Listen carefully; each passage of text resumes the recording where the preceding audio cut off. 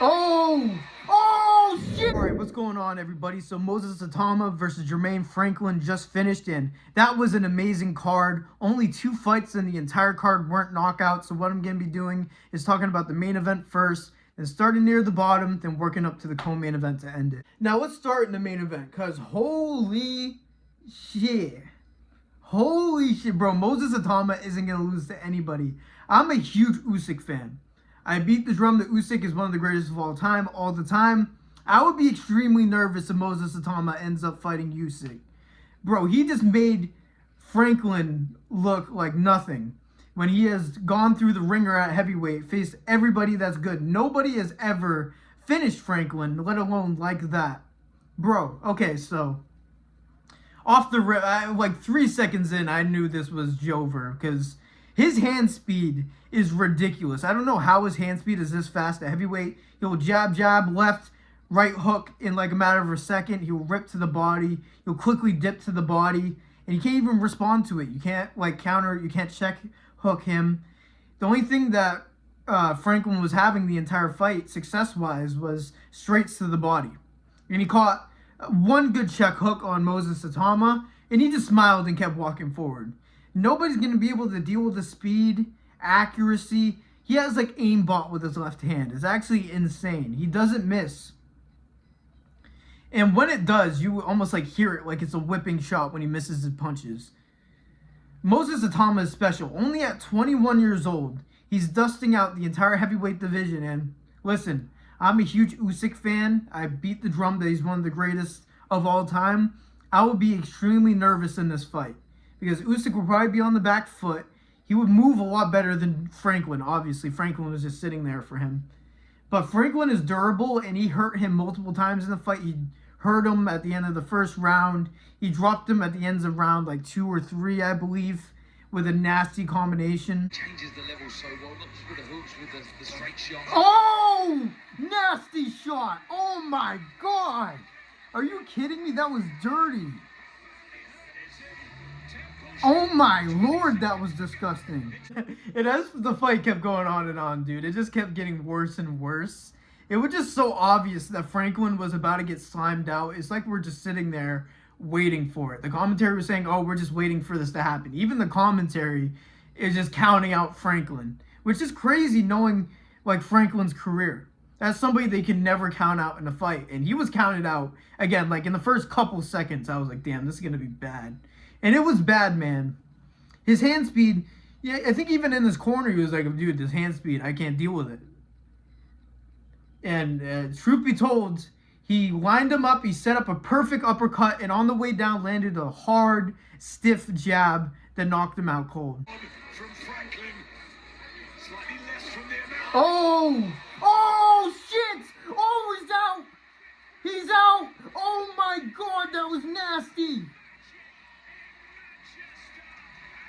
Oh my god, that's the first time he's ever been finished, right? Nobody's beating him, bro. Nobody is beating this man. 21 years old doing this. Oh my god. And it seems like they're pushing that Moses Itauma is going to win the fight between Wardley and Dubois. I thought that's what Usyk's plan was, so that's kind of confusing. Listen, I think he dusts up Dubois and Wardley, especially Wardley. I think Wardley is going to get handled by Dubois. But his hand speed, his accuracy, he lands with power. It's not like he lands with speed and there's no power. He's not a volume puncher. He gets you the fuck out of there. Moses Itauma is special. He's the future of boxing. He already is the present of boxing at this point. If I were to guess Usyk's going to retire and he's going to step in, I don't see Usyk versus Itauma happening, but they probably should do that. Even though I'm an Usyk fan, I kind of don't want to see it on the fact that I don't want to see Usyk get slimed out. Would Itauma slime out Alexander Usyk? Those are the questions that we got to start asking. I know it's Jermaine Franklin. He doesn't move his feet, doesn't move his head. He's a durability merchant with power. But listen, it wasn't just him swinging wildly in there. He was setting up his shots, great ring control, great shot selection. That was the first lead backhand uppercut I think he landed the entire fight, and he sparked his shit out. So Moses Itauma is a special fighter, And I'm very excited what's going to happen for him next if he faces the winner of Wardley Dubois. That's easy work. Usyk will be debatable, but we'll see. Excuse me.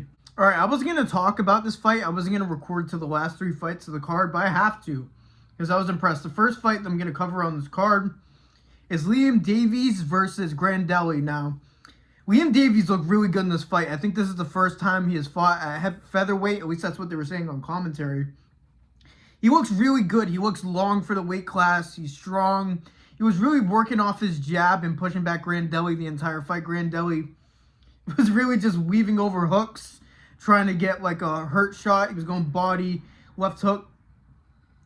He rarely ever threw a right hand unless he was like closing the distance. He was just circling and getting beaten up by the jab and body shots by Liam Davies. And he was really like, he is so high and tight in his guard that like his right hand is always cocked perfectly while also holding good defense. He really didn't get touched by Grandelli the entire fight. This was a very impressive performance. He looked good defensively. Moving forward, he looked really good. His body shots were nasty. He landed a nasty body head knockdown in round 4. Excuse me, but this was a one-sided beatdown.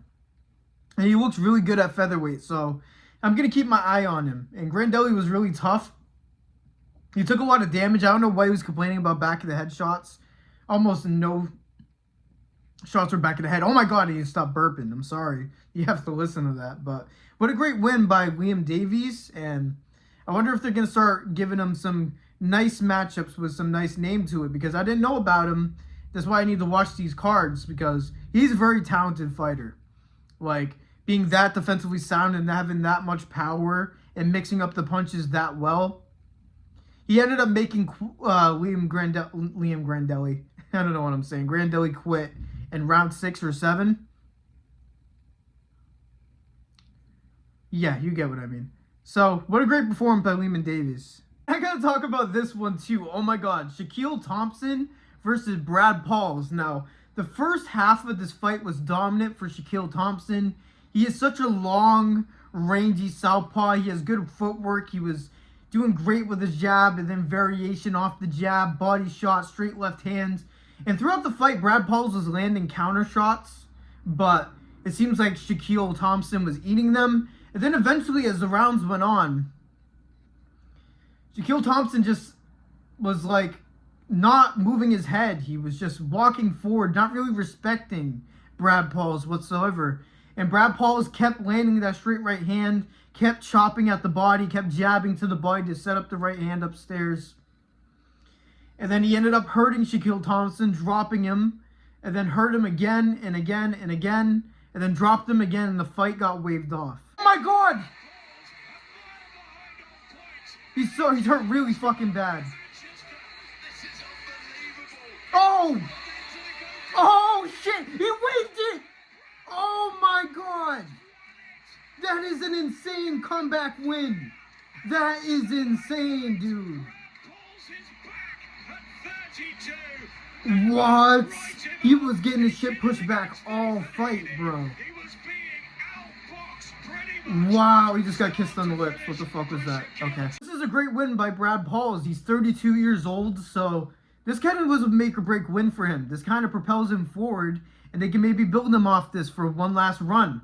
Maybe a rematch, because once again, it was one-sided until the tides changed. I would be happy to see the rematch because Thompson looked really good, but he was losing discipline defensively. So, what a win by Brad Pauls. All right, now let's talk about Willie Hutchinson versus Ezra Taylor. Now, this was the only fight in the card so far that hasn't been a finish.